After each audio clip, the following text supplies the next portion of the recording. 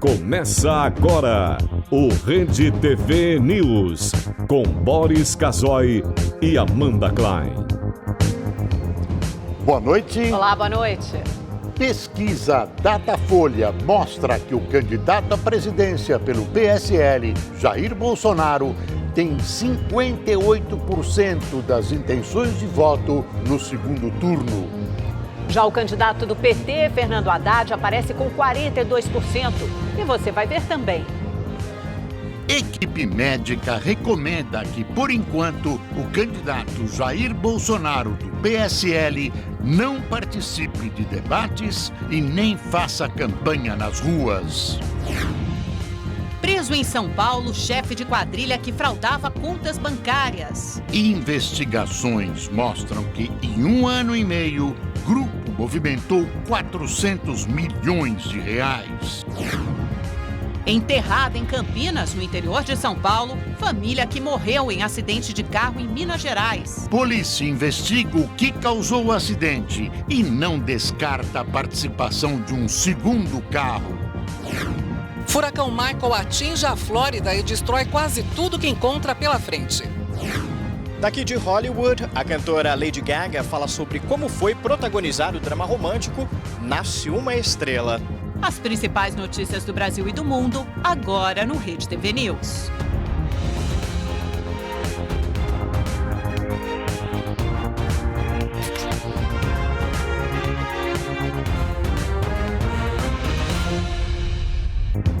Candidato à presidência da República derrotado na eleição de domingo, Cabo Daciolo pediu ao Tribunal Superior Eleitoral a anulação do pleito. O argumento é de que as urnas eletrônicas não são seguras e teriam sido fraudadas. Sexto colocado na disputa para o Palácio do Planalto com 1.300.000 votos, Cabo Daciolo foi recepcionado por apoiadores na entrada do Tribunal Superior Eleitoral. Ele tirou fotos e fez uma oração antes de protocolar o documento que pede a anulação da eleição de domingo.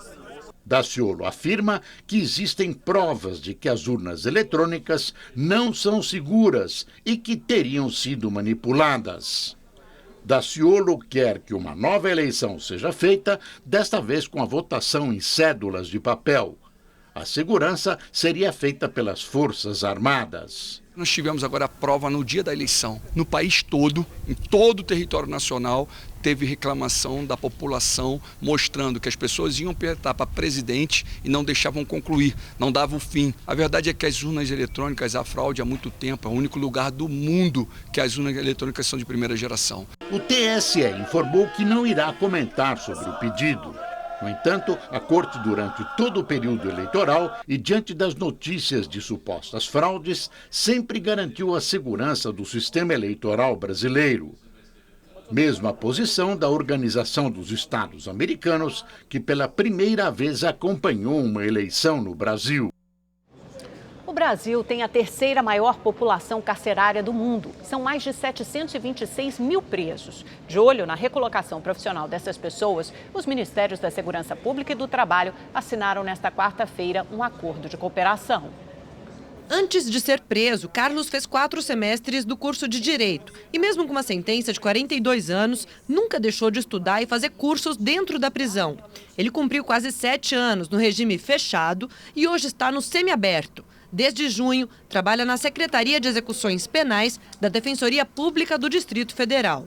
Para minha vida, assim, é tipo a felicidade intensa, né? Porque primeiro é uma área que eu gosto, aqui não tem exceção de pessoas, né? Tipo, pelo fato de eu estar em regime semiaberto, as pessoas aqui são sensacionais, estão me tratando super bem, me ajudam como podem e eu estou agarrando essa oportunidade com unhas e dentes. É uma pessoa que cometeu crime, está pagando pelo seu erro, mas certamente ele vai vencer na vida dele, ele vai retomar e vai ser um exemplo para a gente aí mais à frente. E é justamente para que detentos de todos os regimes e ex-presidiários tenham uma chance no mercado de trabalho que os Ministérios da Segurança Pública e do Trabalho assinaram um acordo de cooperação. O objetivo é incentivar a criação de empregos. Hoje, de cada 10 detentos, 8 não trabalham. Segundo o ministro da Segurança Pública, isso faz com que eles dependam das facções criminosas instaladas nos presídios. Ao levar trabalho a todas as unidades prisionais, aos 726 mil apenados que nós temos hoje, nós estamos, ao mesmo tempo, reduzindo o poder das facções criminosas e também nós estamos dando condições àqueles que, ora presos, ao saírem, terem condições de emprego, terem aquilo que se chama de empregabilidade.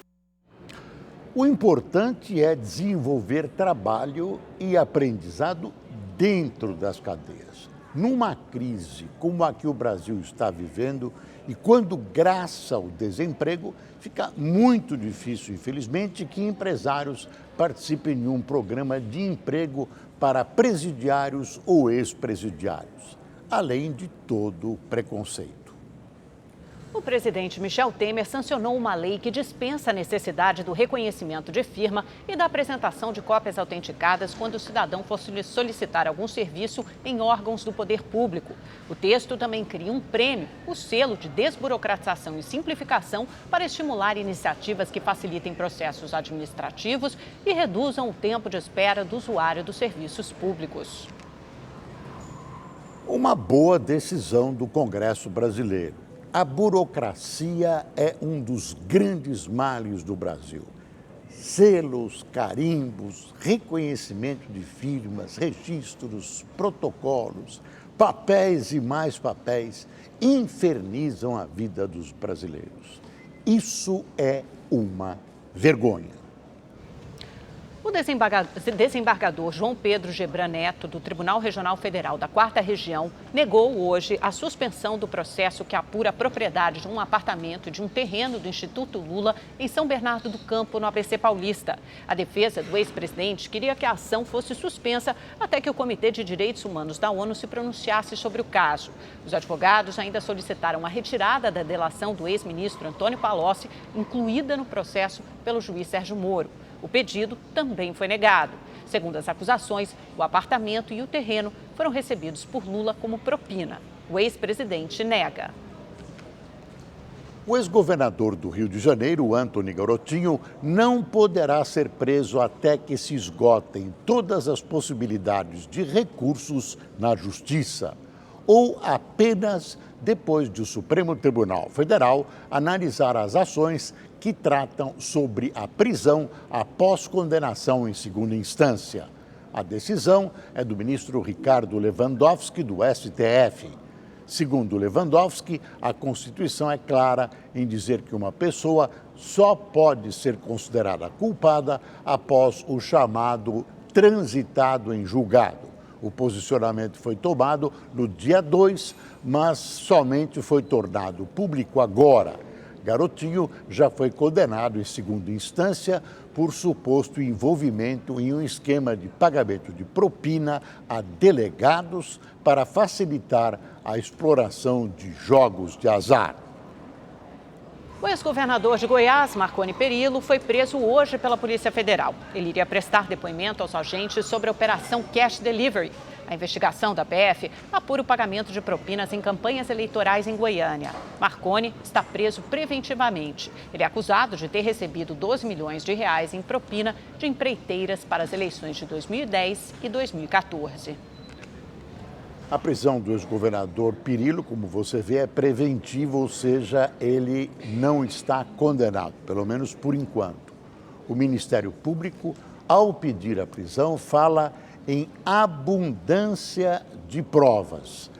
E a prisão de mais um tucano tira a força do argumento do PT de que existe um complô que persegue o partido e também o ex-presidente Lula. Agora está na hora de conversarmos com o comentarista de política, Reinaldo Azevedo. Reinaldo, parece que o mercado hoje levou um choque com algumas declarações do candidato a presidente favorito para vencer no segundo turno, Jair Bolsonaro, algumas declarações sobre privatização e sobre reforma da Previdência. Parece que não era exatamente o que o mercado queria ouvir, né? Boa noite, Amanda. Boa noite, Boris. Pois é, não, descobriram que é engraçado que o Bolsonaro não é um liberal, né? Hoje saiu uma pesquisa da Datafolha e a vantagem dele no segundo turno é gigantesca. Qualquer pessoa de bom senso diria que ele é favorito para se tornar presidente da República. E por isso mesmo, ele que gosta tanto da Bíblia, eu também gosto, né? Ele tem que descobrir, como o apóstolo Paulo recomenda, que quando a gente é uma criança eleitoral, a gente fala como criança eleitoral. Quando a gente se torna um adulto eleitoral, tem que falar como um adulto eleitoral. Numa entrevista falando sobre a Telebrás, ele se opôs ao que ele chamou de privatização da geração de energia e usou uma metáfora,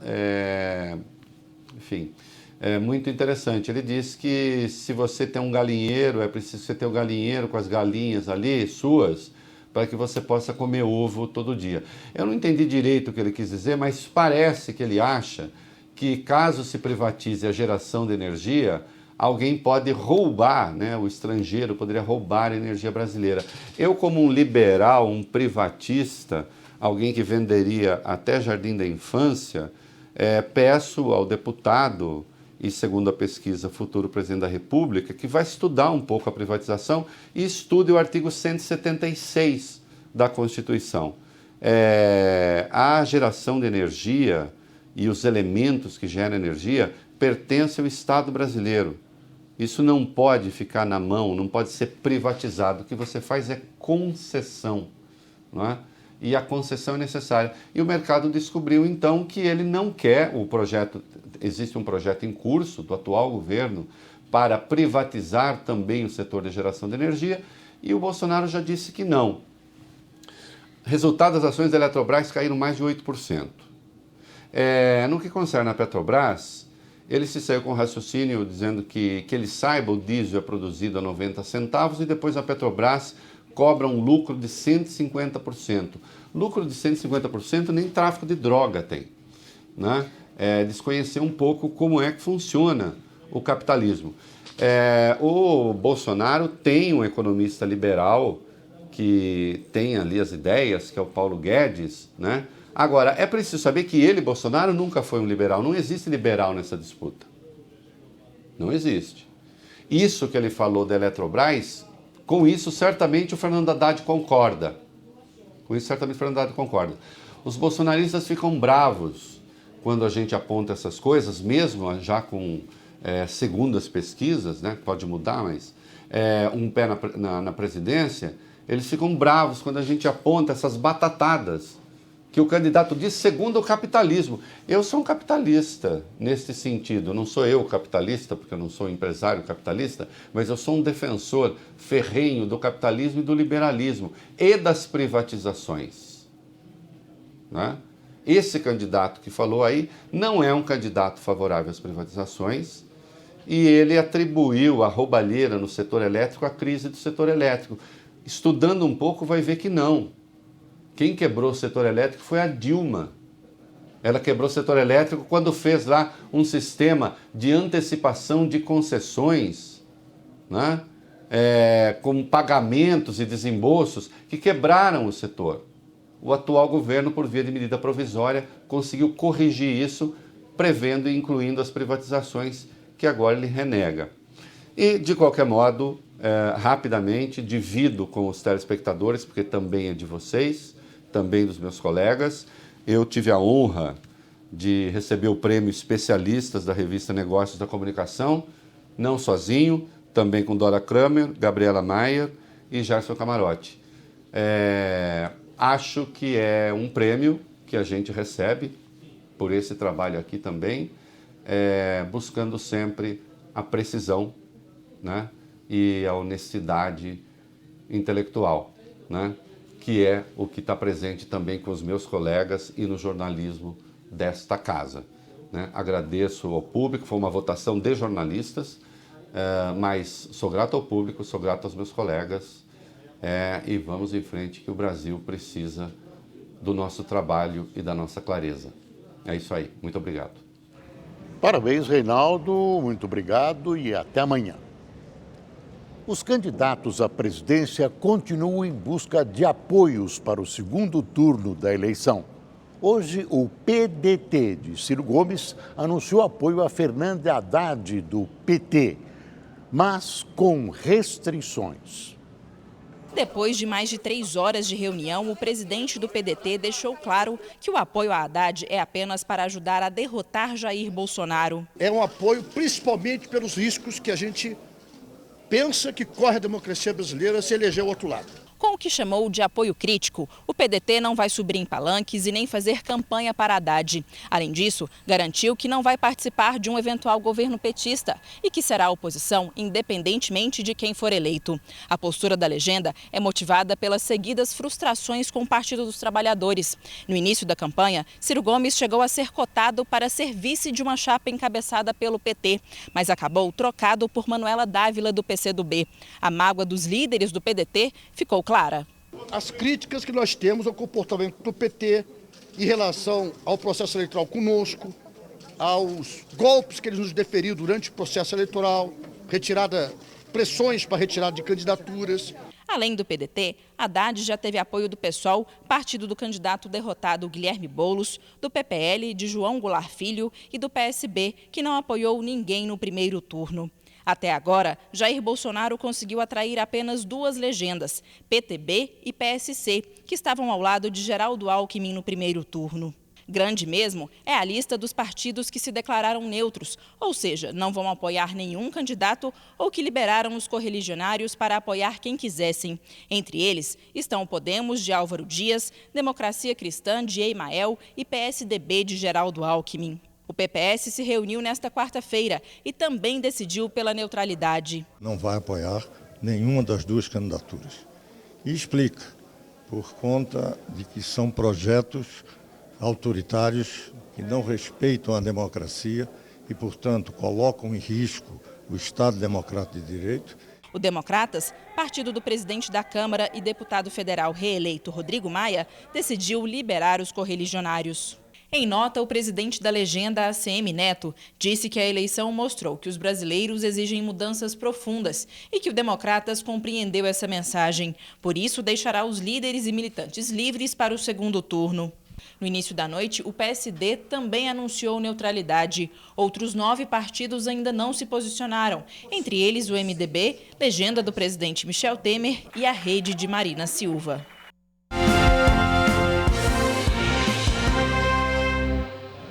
O candidato à presidência da República, Jair Bolsonaro, teve recomendação da equipe médica para não realizar campanha nas ruas ou participar de debates. Os médicos que operaram Jair Bolsonaro foram hoje à casa dele, na zona oeste do Rio de Janeiro, para fazer o exame. Segundo eles, a avaliação foi melhor do que o esperado, mas ainda inspira cuidados. Não tem nenhum sinal de infecção, faz 1 semana já que ele recebeu a última dose de antibiótico, né? Então ele está tendo uma evolução muito boa. Segundo os médicos, o presidenciável Jair Bolsonaro do PSL deve continuar em casa em repouso pelos próximos dias. Ele não foi liberado para outras atividades por desnutrição e por ter perdido 15 quilos, o que pode causar infecções e provocar desmaios. Uma nova avaliação está prevista para quinta-feira, dia 18 de outubro. A participação do candidato em outros debates depende da melhora no estado de saúde. Esses 15 quilos que ele perdeu é de massa muscular, que ele é um homem magro. Então isso tem que ser reposto, porque o indivíduo com a sarcopenia ele fica sujeito a infecção, fica sujeito a problemas clínicos. Então agora ele vai fazer uma intensa reposição nutricional, fisioterapia e com certeza, pelo que nós conhecemos dele, quinta-feira que vem nós vamos liberá-lo para tudo que for necessário. O candidato sofreu um atentado no dia 6 de setembro em Juiz de Fora, Minas Gerais. Ele foi esfaqueado por Adélio Bispo de Oliveira, na região do abdômen. Passou 23 dias internado, sendo submetido a 2 cirurgias. Desde então, vem realizando campanha apenas pelas redes sociais. O candidato do PT, Fernando Haddad, se reuniu hoje em São Paulo com governadores que declaram apoio à sua candidatura. Fernando Haddad concedeu entrevista à imprensa. Afirmou que pretende fazer uma reforma da Previdência e que todos os auxílios que extrapolarem o teto constitucional terão de ser cortados. O candidato diz que vai se sentar com os governadores e servidores para rever o quadro de aposentadoria. Todos os auxílios que extrapolam o teto vão ter que ser cortados. O teto constitucional vai ter que ser respeitado, por exemplo. Agora, há muitas variáveis que vão ter que ser negociadas com os trabalhadores, como nós já fizemos. Ao ser informado que os médicos de Jair Bolsonaro vetaram a participação do candidato do PSL em debates e atos públicos, Fernando Haddad reforçou a necessidade do debate direto entre candidatos. Vou na enfermaria que ele tiver. Não tem problema, os brasileiros precisam saber a verdade sobre as coisas. Precisam saber a verdade. Se tem fake news, vamos tratar isso como adultos. Porque ele falou que não quer se estressar, eu não vou estressar ele. Do mesmo modo que Bolsonaro está se transformando num liberal desde que nasceu, você já deve ter percebido a tática do PT de limitar um pouquinho a ligação Haddad-Lula, no limite que possa indicar que o candidato não seja pau-mandado do ex-presidente. As frases "liberta Lula" e "eleição sem Lula é fraude" desapareceram da memória petista. Roger Waters, um dos fundadores da banda Pink Floyd e um dos principais nomes do rock mundial, se apresentou ontem em São Paulo e dividiu uma multidão de 45 mil pessoas. O cantor foi aplaudido e vaiado ao fazer uma crítica ao candidato Jair Bolsonaro. Na turnê, Roger Waters vem fazendo muitas críticas políticas. Aqui no Brasil, resolveu incluir o nome de Jair Bolsonaro na apresentação. Durante uma música, a hashtag Ele Não foi projetada em um telão. E aí vieram as primeiras reações. Depois, o nome do candidato apareceu em uma lista de políticos de diversos países chamados de neofascistas por Waters. Na relação estavam também os nomes dos presidentes dos Estados Unidos, Donald Trump, e da Rússia, Vladimir Putin. Foram quase 5 minutos de aplausos e vaias. Quando conseguiu falar, ainda com algumas manifestações, Waters fez um agradecimento rápido.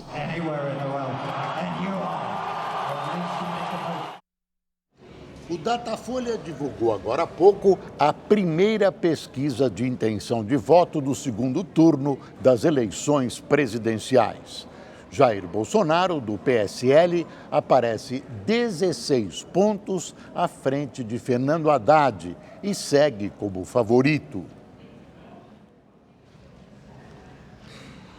Na disputa do segundo turno, Bolsonaro continua na frente com 58% dos votos válidos. A contagem exclui brancos e nulos, além dos indecisos. Fernando Haddad, do PT, aparece com 42%. No primeiro turno, o candidato do PSL recebeu 46% dos votos válidos. Já o petista ficou com 29,2%. Quando se leva em conta a intenção de voto total, o capitão da reserva tem 49% e Haddad 36%. Brancos e nulos somam 8%. 6% dos entrevistados estão indecisos. A pesquisa foi realizada nesta quarta-feira. O Datafolha entrevistou 3.235 pessoas em 227 municípios. A margem de erro é de 2 pontos percentuais, para mais ou para menos. Olha, a diferença é grande e aponta para uma vitória de Bolsonaro neste segundo turno.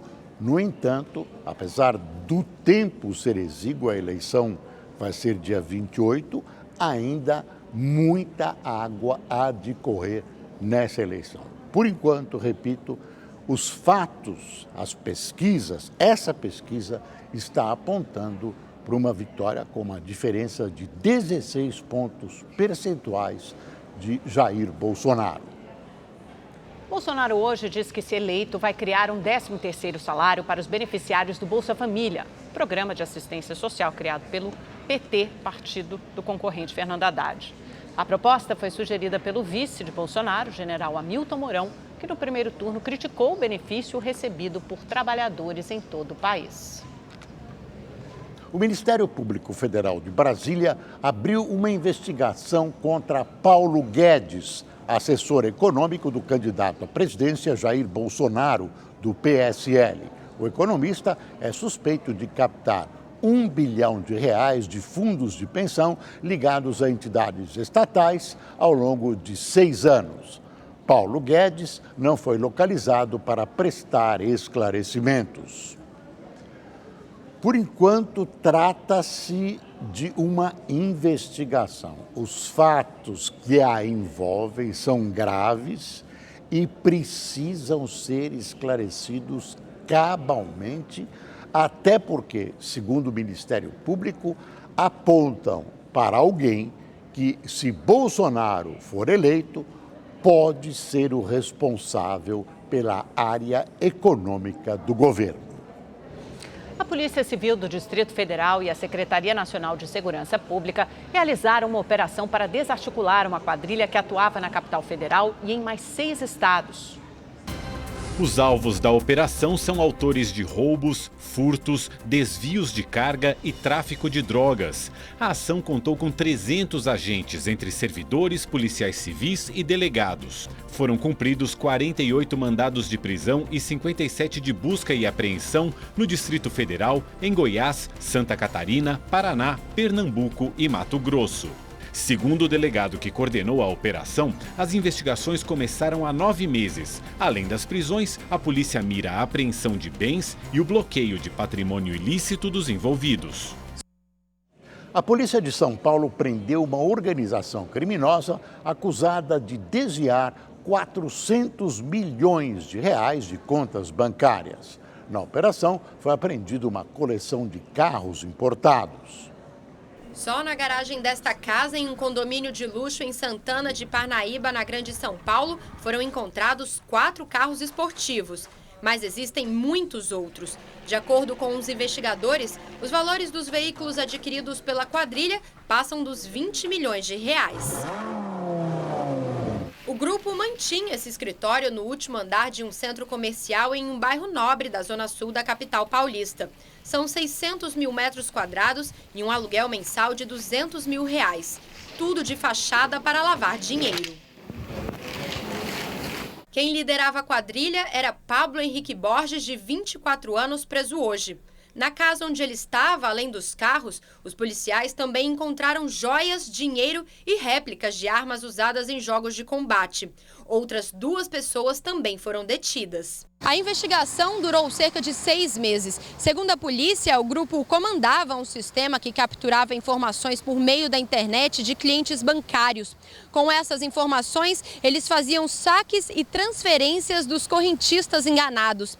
Depois, desviavam dinheiro para contas fantasmas. Após a gente ser contatado por vítimas desse grupo criminoso, dessa organização criminosa, que nós começamos a investigar foi enxergar naqueles que estariam envolvidos a sua capacidade de ostentar uma vida quase que multibilionária. Isso chamou muito a atenção da gente. Em apenas 1 ano e meio, estima-se que o grupo tenha desviado cerca de R$400 milhões. A quantidade de bens foram apreendidos que com certeza vão servir como forma de ressarcimento e principalmente para demonstrar que esse tipo de delito não vai passar impune. Após a reportagem exibida ontem no Rede TV News sobre a redução da pena do criminoso Bode, que participou daquele assalto ao Banco Central em 2005 e estava foragido desde então, hoje ele finalmente foi preso no Ceará. O repórter Emerson Tchalian tem as informações ao vivo de Fortaleza. Boa noite, bela contribuição, hein, Tchalian? Finalmente pegaram o criminoso. Finalmente, Amanda. Boa noite a você, ao Boris, a todos que acompanham Rede TV News. Antônio Artenho da Cruz, o Bode, foi preso hoje em Boa Viagem, no interior do Ceará. A polícia chegou até ele depois de uma denúncia anônima. No local da prisão foram encontrados cerca de R$4.000 em espécie, além de uma espingarda e munição. Ontem nós mostramos aqui no Rede TV News que Bode, condenado a 27 anos de prisão, teve a pena reduzida pela Justiça para 10 anos sem nunca ter sido preso. Ele ficou 13 anos foragido. Em 2005, Bode era um dos 130 integrantes da quadrilha que realizou o maior assalto a banco da história do Brasil. Bode era um dos escavadores do túnel de 80 metros que levou os criminosos direto ao cofre do Banco Central de Fortaleza. Sem disparar um único tiro, a quadrilha roubou 164 milhões de reais. Ao vivo de Fortaleza, Emerson Tchalian para o Rede TV News. Obrigado, Tchalian. Que coincidência, assim, reportagem e prisão. Foram enterrados hoje em Campinas, no interior de São Paulo, os corpos da família que morreu após um acidente de carro em uma estrada de Minas Gerais. O filho do casal, de 6 anos de idade, sobreviveu por 2 dias à espera do resgate. A polícia investiga agora porque o socorro demorou tanto. O menino Benjamin, de 6 anos, recebeu alta do hospital de Uberlândia e já está sob os cuidados da família na casa dos avós maternos em Campinas. Um caminhoneiro filmou o momento que encontrou a criança em estado de choque na beira da rodovia após 2 dias sozinho à espera de um socorro. Ele mora em Araguari? Mora ali no Porto Alegre, na fazenda? De acordo com os médicos, apesar da tragédia, o garoto não tinha ferimentos nem fraturas. Ele estava com fome e desidratado. Os pais dele, Alessandro Monari, de 37 anos, e Belkis da Silva Monari, de 35, e Samuel da Silva Monari, o irmão mais velho, de 8 anos, foram enterrados hoje sob forte comoção. A escola onde os irmãos estudavam ficou fechada em luto. O drama dos familiares começou no domingo, quando o pastor Alessandro, a esposa e os filhos voltavam de uma viagem a Rio Quente, interior de Goiás. Sem nenhum contato, os próprios parentes começaram uma busca.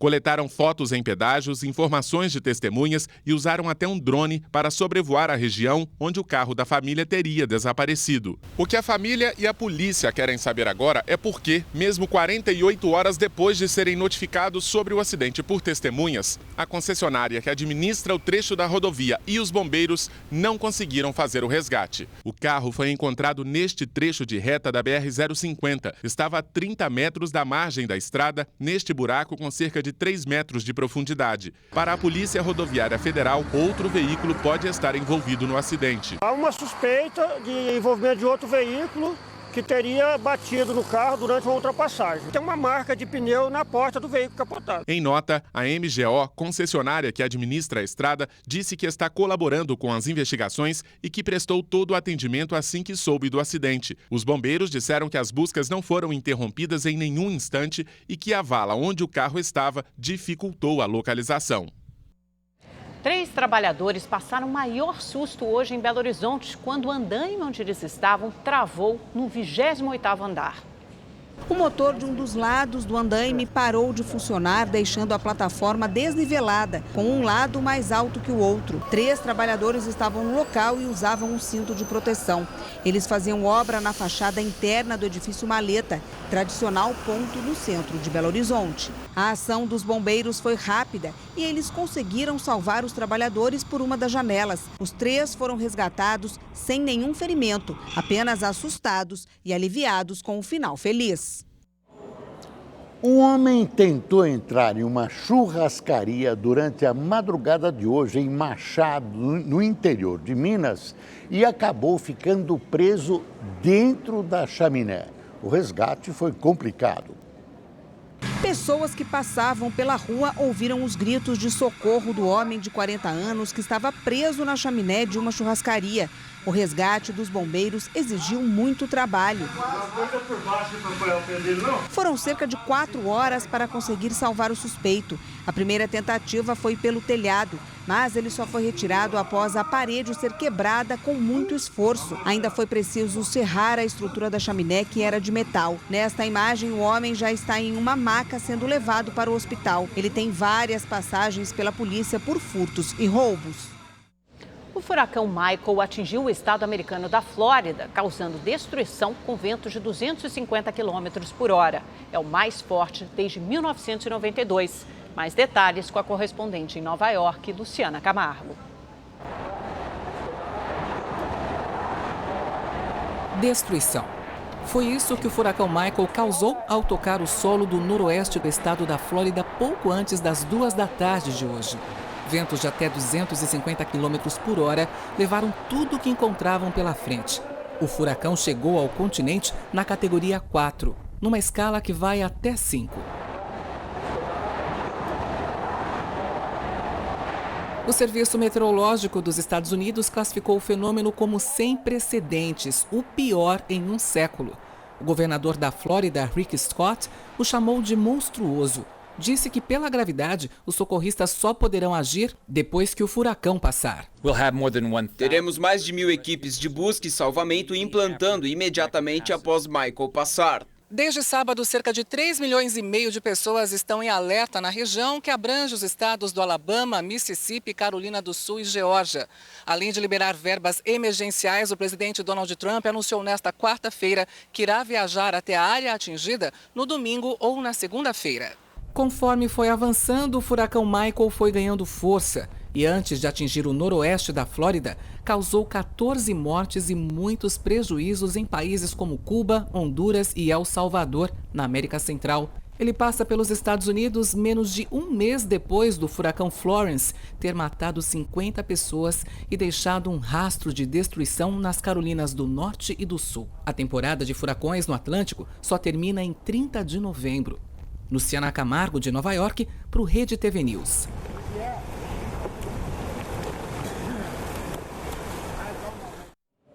E em Maiorca, ilha turística espanhola, ao menos 9 pessoas morreram e várias estão desaparecidas depois de a ilha ser atingida por um verdadeiro dilúvio. As fortes chuvas duraram cerca de 4 horas. O temporal começou na noite de terça-feira. Ruas viraram rios. Um riacho transbordou. Carros ficaram empilhados. As águas entraram nas casas, causando mais devastação. A tempestade prejudicou as redes de comunicação e energia e abalou pontes. Centenas de pessoas estão em abrigos. Entre os mortos, 2 britânicas e uma holandesa. 80 soldados e mais de 100 integrantes dos serviços de emergência foram mobilizados para buscar desaparecidos e ajudar desabrigados. Keiko Fujimori, filha do ex-presidente do Peru, Alberto Fujimori, foi presa hoje sob acusação de lavagem de dinheiro. Além de lavagem, Keiko é acusada de receber dinheiro de Caixa 2 durante a campanha à presidência do Peru em 2011. Na época, ela foi a candidata mais votada em primeiro turno. Tanto Fujimori quanto o vencedor naquela eleição são investigados por receber e não declarar dinheiro da empreiteira Odebrecht. Na Argentina, o ex-ministro de Transportes Julio De Vido foi condenado a 5 anos de prisão por um acidente de trem que matou 51 pessoas em 2012. O ex-ministro foi considerado culpado de fraude contra a administração pública. De Vido foi um dos homens fortes dos ex-presidentes Cristina e Néstor Kirchner. Durante 12 anos, controlou todas as obras públicas no país. Ele já estava em detenção preventiva por outras ações de corrupção. Já passa de 2.000 o número de mortos encontrados vítimas do terremoto e tsunami na Indonésia. O nosso enviado especial a Palu, Marcelo Espíndola, mostra como ficaram as praias mais atingidas pelas ondas de 6 metros de altura. Vamos ver.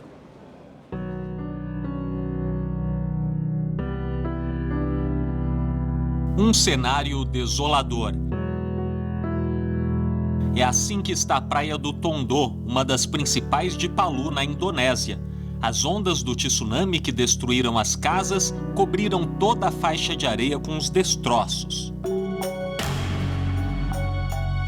Desoladas, tanto quanto o cenário, estão as pessoas que procuram algum objeto para vender e conseguir um pouco de dinheiro, já que praticamente não há trabalho no local. Mas no meio do que virou lixo é difícil encontrar algo que valha. Estes calçados, um pé de cada tipo sem formar par, foram deixados de lado, não têm valor algum. Enquanto procuram um objeto por sobrevivência, a busca por corpos deve ser encerrada amanhã, segundo anunciou o porta-voz da Agência de Desastres da Indonésia, Sutopo Nugroho. O manejo de resposta às emergências continua até agora, mas o processo de evacuação das vítimas fatais será interrompido nesta quinta-feira, 11 de outubro.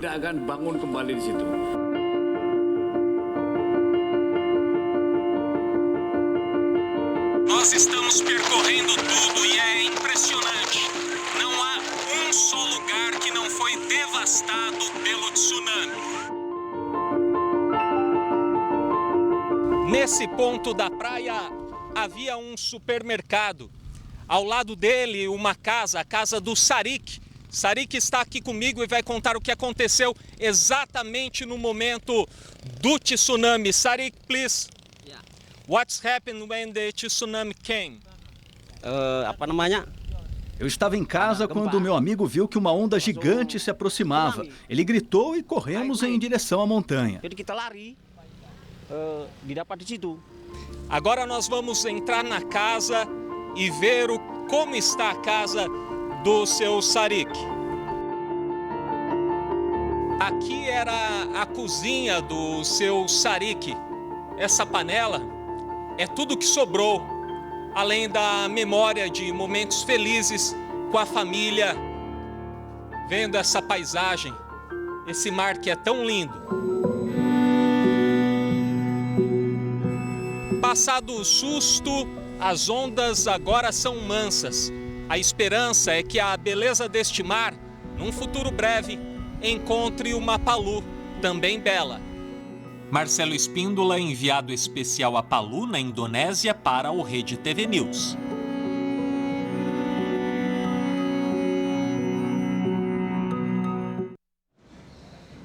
O Papa Francisco comparou o aborto à contratação de um matador de aluguel durante a homilia nesta quarta-feira. O pontífice afirmou que interromper a gravidez é como contratar um matador de aluguel para resolver o problema.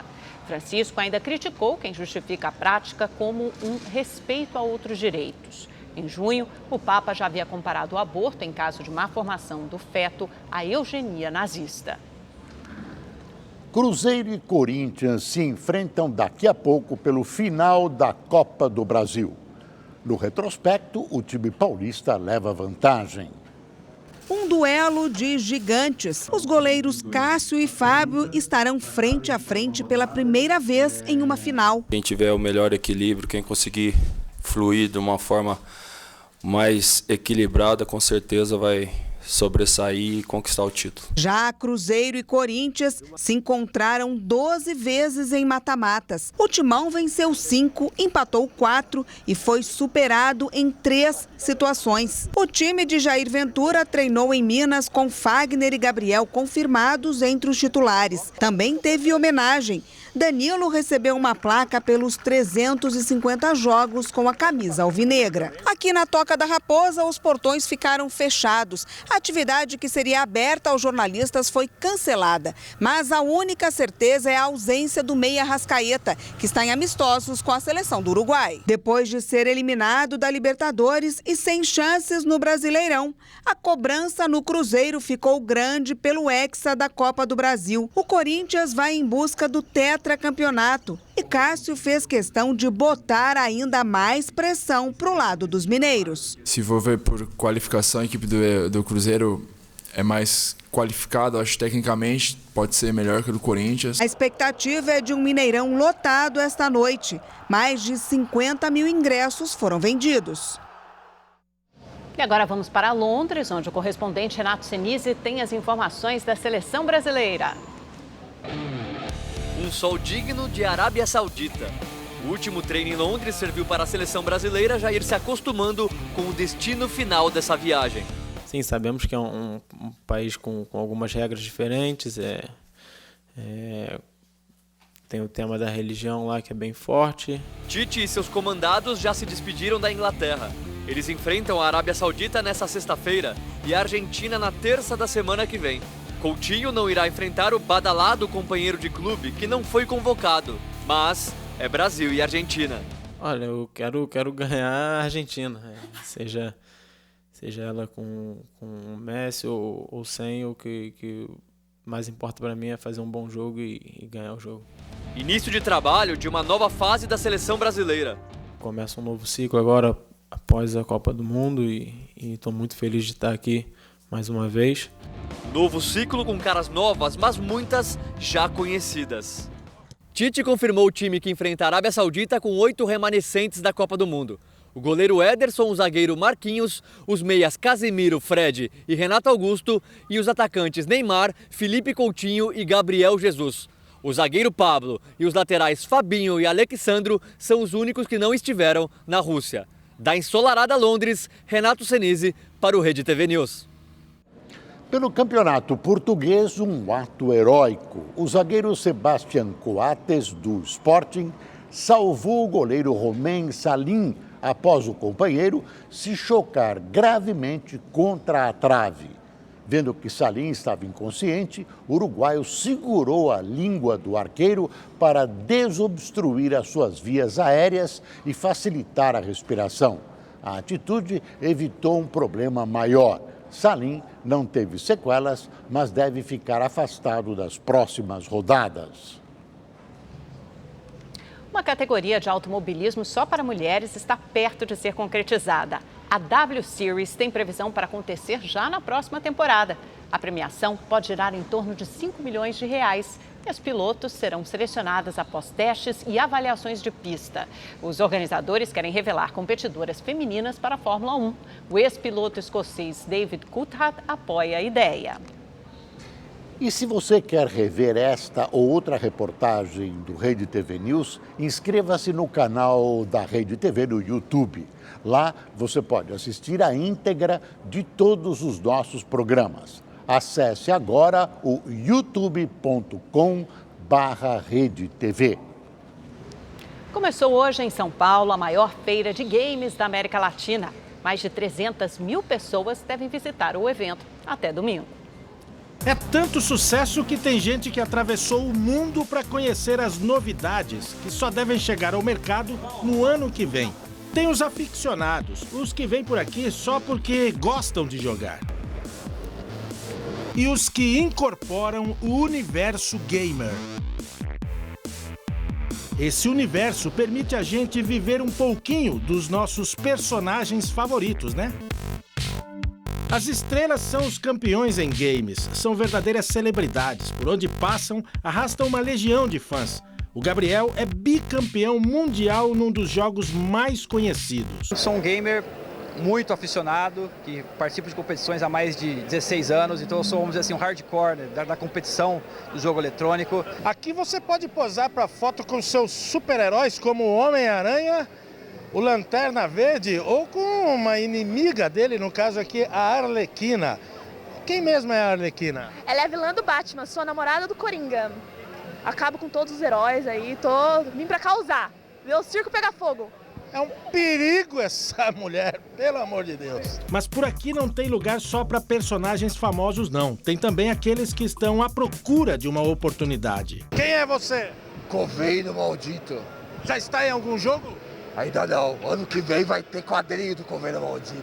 A feira reflete o tamanho de um mercado que ganha cada vez mais espaço na economia brasileira. Muita gente pensa que o videogame é só brincadeira, mas não. É um dos poucos segmentos na nossa economia, no nosso país, que se manteve estável e ainda crescendo, mesmo nos tempos de crise. Se o mercado brasileiro der mais atenção, mais suporte, a gente tem muito potencial de crescimento para os próximos anos. Chega aos cinemas nesta quinta-feira o romance Nasce uma Estrela. O filme coroa Lady Gaga como protagonista e marca a estreia do ator Bradley Cooper na direção.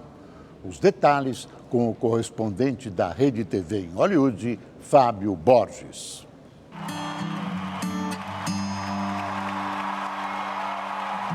Tell me something A música dá ritmo a esta emocionante história de amor. Lady Gaga interpreta Ali, uma garçonete que tenta se lançar como cantora. A oportunidade surge quando ela é descoberta pelo astro do rock, Jackson Maine, interpretado por Bradley Cooper. Para Lady Gaga, a história da personagem é bem diferente de sua trajetória musical. Quando eu decidi me profissionalizar como cantora, eu já tinha bastante autoconfiança e já me sentia como se fosse uma estrela. Isso porque eu já estava rodeada por artistas. Mas este não é o caso de Ali, porque ela não acredita em si mesma. Why? I just don't feel comfortable. Why wouldn't you feel comfortable?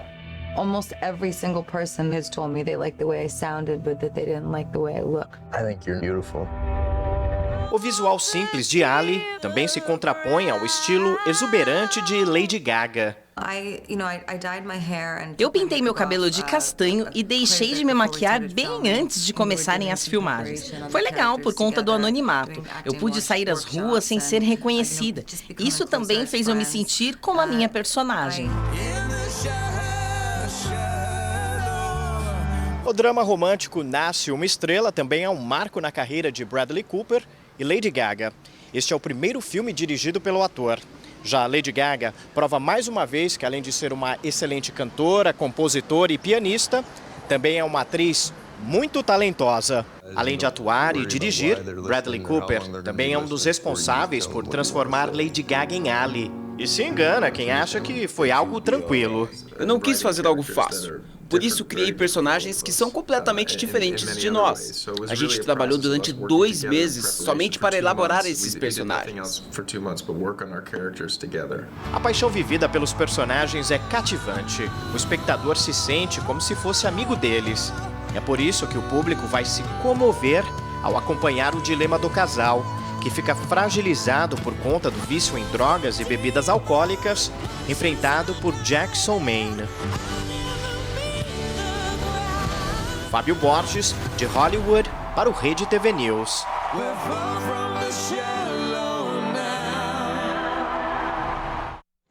E chegou a hora da previsão do tempo para todo o país com a Gabriela de França. Oi, Gabi, boa noite. Olá, boa noite para todo mundo. Olha, o destaque mais uma vez é para a chuvarada que tem caído em várias cidades do Brasil. A gente vai ver imagens aí de Santa Catarina, onde o temporal causou aí muitos transtornos. Nesta imagem feita do alto de uma janela, dá para ter uma ideia aí dos estragos causados pelo temporal. As ruas ficaram completamente alagadas, avenidas viraram rios. E a água invadiu aí supermercados, comércio e até mesmo casas. Numa delas, a enxurrada arrastou os móveis e uma geladeira caiu sobre uma idosa de 70 anos que não resistiu e infelizmente morreu. Agora a gente vê imagens aí do interior de São Paulo, em Penápolis, onde também choveu muito. Olha só esse flagrante. Um rapaz foi visto aí nadando na enchente. Um perigo, viu, gente? E olha, tem previsão de mais chuva para esses locais amanhã, viu? O tempo continua bastante carregado, com muitas nuvens, chove o dia todo entre São Paulo, aqui, Paraná e Santa Catarina. E como já choveu muito nesses locais, podem ocorrer aí novos deslizamentos e também alagamentos. Na capital gaúcha, amanhã, em Porto Alegre, não chove, mas o tempo fica bastante cinzento, nublado, o céu fica com muitas nuvens e por conta do mau tempo a temperatura não sobe muito, mínima de 15 graus, máxima de 23. Na capital paulista, amanhã, vem chuva e vem queda de temperatura, viu? Chove o dia todo, o tempo fica nublado e a máxima não passa dos 23 graus. Agora, em Brasília, no Distrito Federal, muito sol e calor de 31 graus. E o clima vai ser assim, viu? Amanhã, nessas áreas em amarelo do mapa, que pega aí praticamente todo o Nordeste, norte de Minas, do Espírito Santo, Tocantins, interior do Pará e também entre Roraima e o Amapá. No restante do Brasil, continuam aí as pancadas de chuva. E olha, tem destaque aqui para esse corredor que vai desde o Paraná, pega aqui São Paulo, sul de Minas, Mato Grosso do Sul, Mato Grosso até o Amazonas. É temporal, chuva forte aí, com trovoadas e ventania. Bom, e as temperaturas ficam mais amenas no centro-sul do Brasil. Enquanto isso, no norte, nordeste e centro-oeste, o calor continua. Faz 38 graus amanhã em Cuiabá. As principais notícias do Brasil e do mundo você confere no portal da Rede TV. Uma ótima noite para você. Te vejo amanhã. Tchau, tchau. A Justiça de São Paulo determinou o fechamento do aeroporto de Presidente Venceslau, no interior do estado. Barreiras devem impedir pousos e decolagens pelos próximos 20 dias. E o motivo é a falta de segurança, já que, segundo a prefeitura da cidade, existe uma movimentação de facções criminosas para o resgate de líderes que estão no presídio. Policiais da tropa de choque da PM fazem a segurança no município desde sexta-feira. Uma meteorologista americana apresentou o tempo de uma maneira bastante especial na TV. Suzy Martin preparou uma surpresa para quem estava de olho no tempo e nela. Quando se virou, lá estava seu filhinho de 1 ano e meio dormindo num sling, pano usado para carregar bebês, que a gente aqui no Brasil também chama de canguru. Suzy disse que fez o uso para promover o produto. O vídeo logo viralizou nas redes sociais. Deu certo, ele até dormiu. Perdeu algum momento aí no Rede TV News ou então quer assistir o jornal novamente? Inscreva-se no canal da Rede TV no YouTube, sua emissora favorita no mundo digital. Boa noite. Boa noite.